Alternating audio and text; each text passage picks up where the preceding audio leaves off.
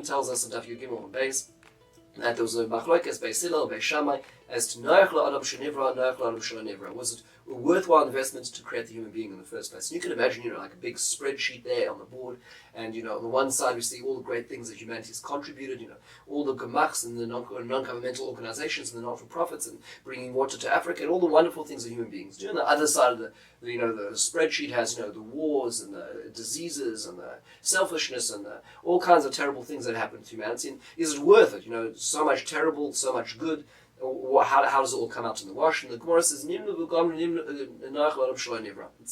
wasn't good. It was too much risk, that investment, to make the human enterprise, because so much damage has come out of the human being, even though so much good is also. And the Kotzker Rebbe says, it sounds like a bit of a depressing Gemara, where it's sort of we're plan B, but really, the Kotzker Rebbe says that that's not what the Gemara is saying. The Gemara is not debating as to whether it's tov, whether it's good or not. That's not the language the Gemara uses. The language the Gemara uses is noach la'adam shenivra, noach la'adam shelo nivra. The word noach means to say restful, from the word nachas. Is it enjoyable? Is it pleasant? The debate of the Gemara is our existence here pleasant? Is it meant to be something which we enjoy? Is it meant to be something which is a smooth ride? The Gemara says unequivocally, no. It is not meant to be smooth.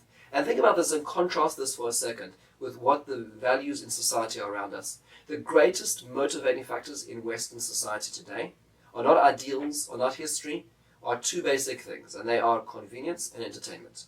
That moves most of the decision-making outside of work hours for most people, and even during work hours for many. And that's the environment our children are growing up in. Not one which tells us about values, not one which tells us about mission, not that which tells us about a story in history, but about being able to get the most amount of entertainment and convenience in life. And that's not the message they're looking for. And it's funny because when we deal with our children, we try to throw incentives at them. We'll give you this and that. Institutions do this, and we'll get a bigger incentive than the next door institution. Now everybody's going to have to raise their ante because of this. That's not what it's about. Our children weren't looking for the next iPad. Our children weren't looking to get more incentives. They weren't looking for nachas. They weren't looking for noach. That's not why we are created. We are created because we need to matter. We are created because we are telling a story which has been 3,300 years from Matan Torah till now and beyond. When we're able to convey that to our children, you're at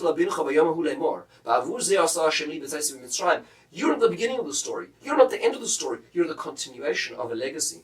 You are part of the story of destiny. If you were to drop it, thousands of years would fall flat because of you. But you continue it. You continue to write the story of the Jewish people, the story that animates all of culture around us. That is what it's about. I just heard